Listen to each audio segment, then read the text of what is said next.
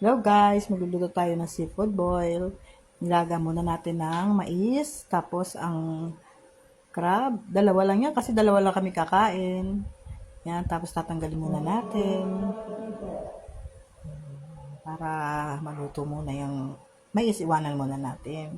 Tapos, lagyan natin ng shrimp. Ang shrimp naman, madaling maluto lang yan.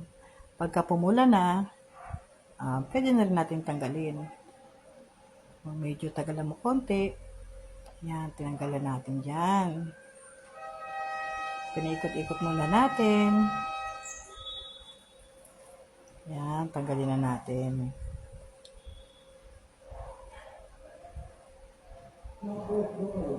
Masarap yan, favorite yan ng mga anak ko.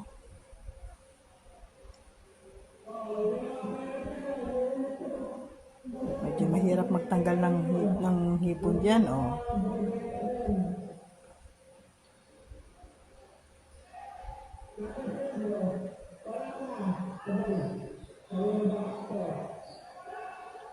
May nagbabasketball dito sa amin, medyo maingay. Tapos sunod na natin ng tahong.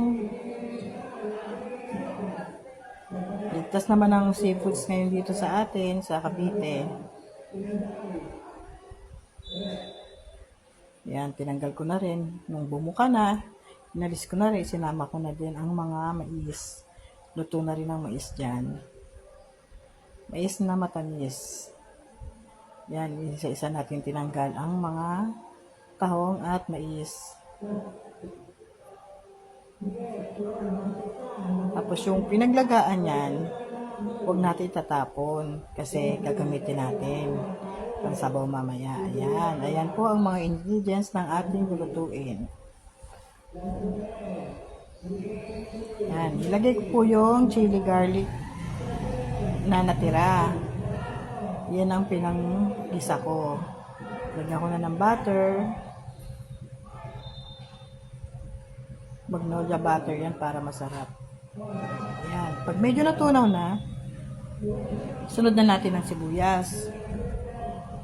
Kayo bahala kung anong prefer nyo, kung sibuyas or bawang mauna.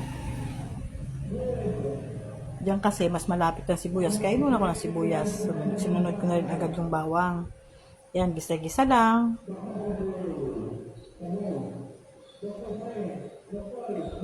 Yan, pag medyo naluto na, ang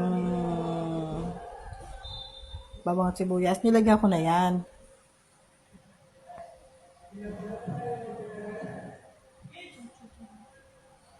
Nilagyan ko ng gochujang.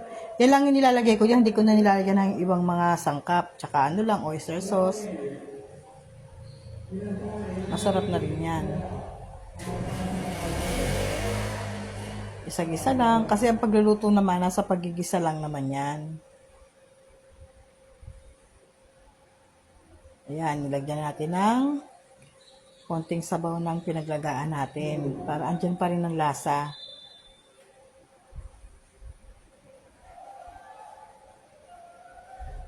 Gisa-gisa lang.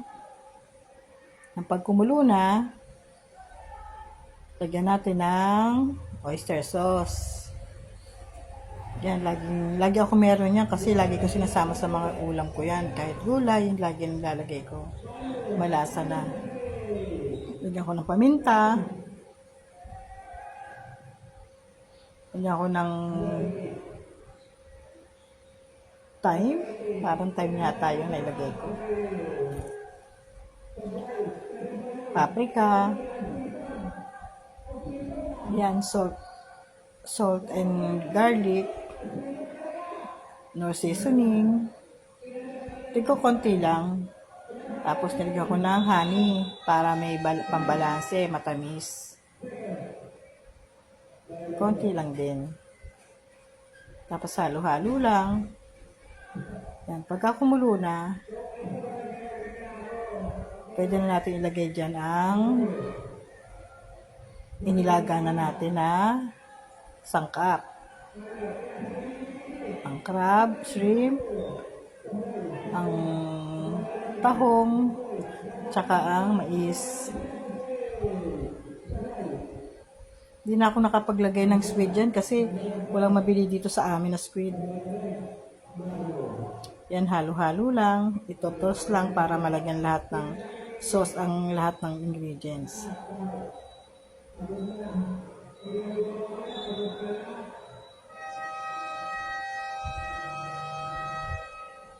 Yan, halo-halo lang. Yan, pwede na patayin ng kalan dyan. Pinatay ko na yata ang kalan dyan. Yan, tapos isi-serve na natin.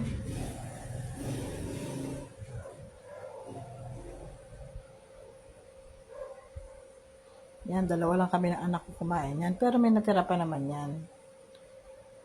Inabot pa ng dinner.